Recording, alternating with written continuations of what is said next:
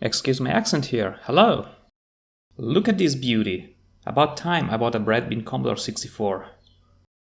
This unit doesn't look too bad on a first sight. All keys are present, some minor issues are evident such as this warranty sticker, some minor yellowing and a couple of scratches. So let's get started by removing the screws on the bottom side of the unit. This version only have 3 screws on the bottom and it will simply pop open after removal of the screws. The third screw is just below this warranty sticker. Looks like we're the first to open this unit in 30 years or so. So, time to rip it apart so we can access the screws and then the inside of the computer. The sticker has been pretty much solidified, and no matter how careful I am, there is no way to clean remove it from the chassis plastics. The Commodore logo is slightly bent, but we're going to fix it later easily. As usual with all Commodore 64 units, all we have to do now is carefully detach the power LED and the keyboard connectors. Let's give a little nudge to the power LED safety ring so that we can remove the power LED from the chassis. The cardboard RF shield seemed decent on a first glance, but nope, it's treated with mold, so I'm just gonna remove it and trash it. Anyways, this thing was just made for making the Commodore compliant to FCC standard.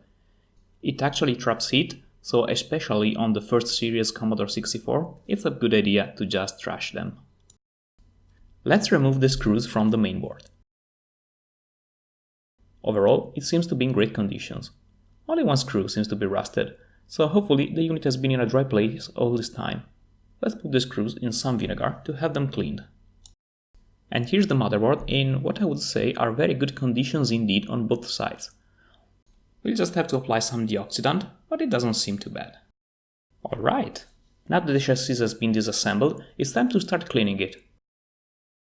There's a lot of gunk on the outside, so it's gonna take a while. Overall, this is not a difficult process anyways. The inside of the chassis requires some love, especially as it is also ridden with some mold in some nooks and crannies.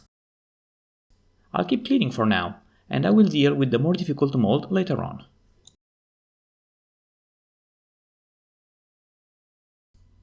Let's also give some love to the bottom part as well.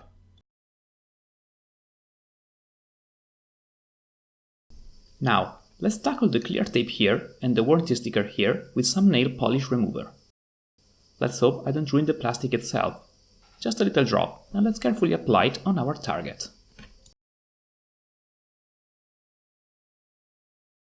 While the glue from the clear tape has gone without putting up a fight, unfortunately the warranty sticker has pretty much bonded with the chassis, so I'll have to stop now before I start scratching the chassis itself. Let's carefully remove the silver sticker, as I want to keep it, but I need to submerge the chassis for the retrobrighting process first. Actually, this was an error on my part. I later discovered that I could have let it soak, and instead I ruined it. Oh well, lesson learned, I guess. Before we can start with the retrobrighting process, we need to get rid of the mold.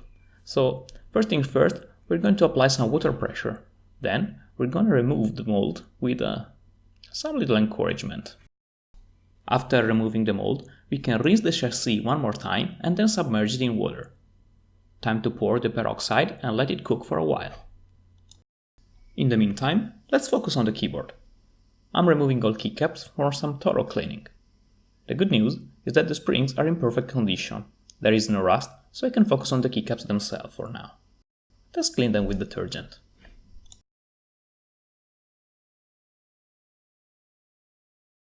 Obviously, also the keyboard needs some cleaning.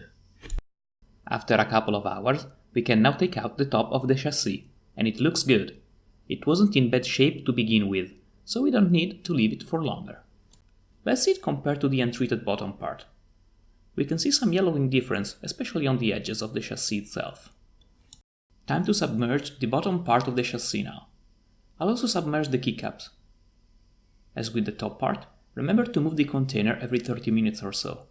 That is needed so that the surface is covered evenly by the sunlight. After a couple of hours, the bottom part is ready too. Let's go back to the keycaps. Unfortunately, there was mold on the inside as well, so time to get some disinfected Q-tips and yeah, let's get started. Yuck! While we're on the subject, let's also tackle this floppy drive. It's super dirty, it's really nasty.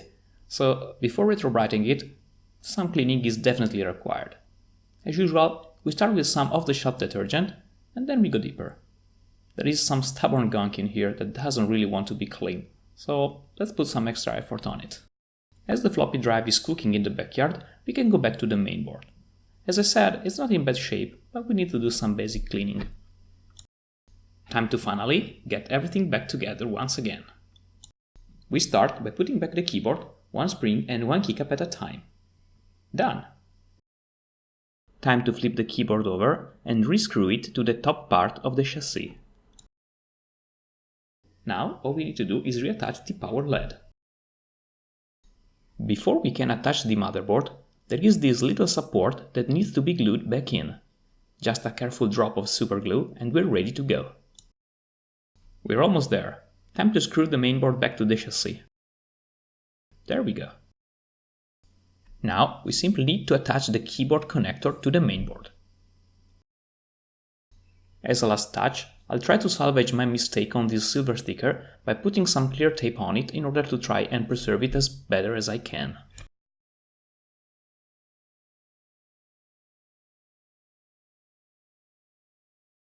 And there we have it. It's finally ready, so we can boot up some games now. This unit works flawlessly, and 20 years later I'm finally again a happy owner of a breadbin Commodore 64 unit. Let's not forget about our disk drive. Let's take it out, dry it, and reassemble it. And here we go.